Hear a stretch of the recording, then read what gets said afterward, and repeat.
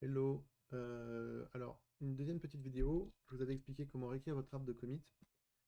Si vous avez été un petit peu futé, vous avez vu que j'avais un from tulip, qui est un autre fichier qui va contenir une expression régulière qui est l'inverse de la première, en gros, qui identifie le groupe avant tulip, le tulip tiré, le groupe entre parenthèses et ce qui est après, et qui reconvertit en dièse. Là, je vais vous montrer un petit truc qui montre qu'il faut faire assez attention avec le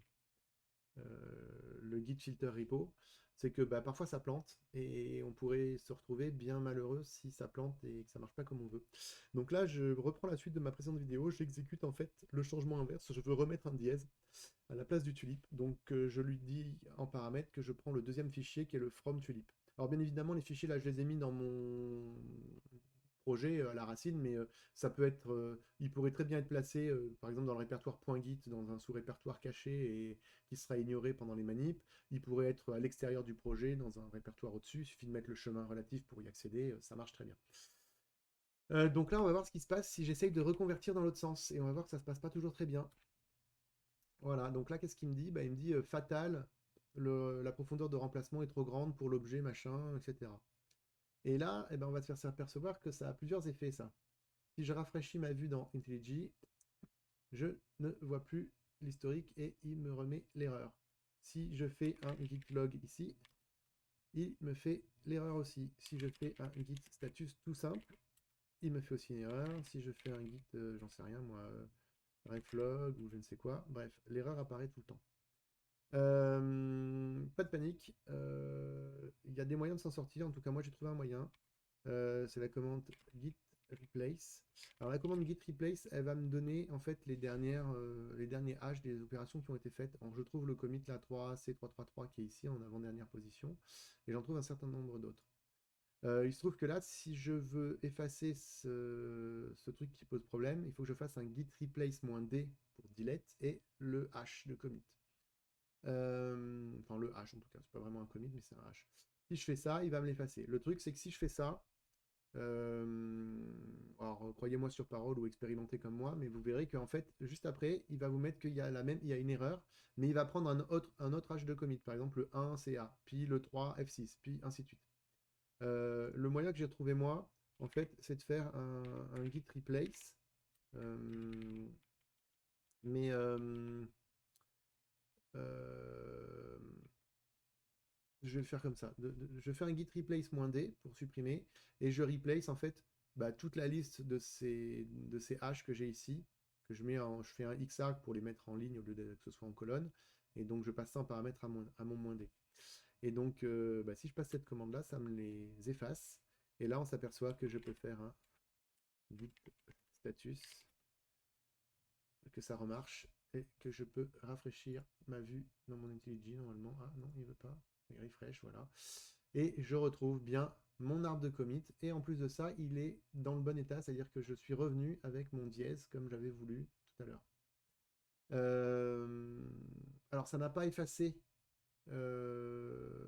c'est pas revenu dans un état antérieur à ma première utilisation du git filter repo. C'est vraiment l'application de ce git filter repo là correct, sans des commits supplémentaires qu'il a fait qui étaient inutiles et qui étaient foireux. Voilà donc comment retomber sur ses pattes. Pour prouver que c'est bien la bonne application, je peux faire un git, alors je peux faire un touch d'un fichier f. Je fais un add point, je fais un git commit. Non, putain, on va faire, tiens, on va faire un fit, deux points. Donc là, je suis dans un statut où j'écris avec des dièses, donc j'écris des dièses, je vais faire 444, pardon, ouais, 444, add E, add F, pardon, c'est F que j'ajoute. Voilà. Et donc, on voit bien que j'ai mon nouveau commit qui est apparu là, je peux le rafraîchir ici. Et là, si je fais euh, là, mon git filter repo, donc on n'est pas from tulip, mais on est tout tulip. Donc je veux remplacer le dièse par la notation tulip. Hop, ça se passe bien. Je peux rafraîchir ici. Et tiens, ça n'a pas marché sur mon fit. Tiens, étrange. Ah oui, normal. Normal. Normal. Donc on va faire un git commit -amend. Alors les plus brillants auront trouvé mon erreur. Mon erreur, c'est que j'ai fait fit 2 points au lieu de faire fit parenthèse 2 points. Donc, je réécris le message de commit. Je réapplique. Ça se passe toujours bien.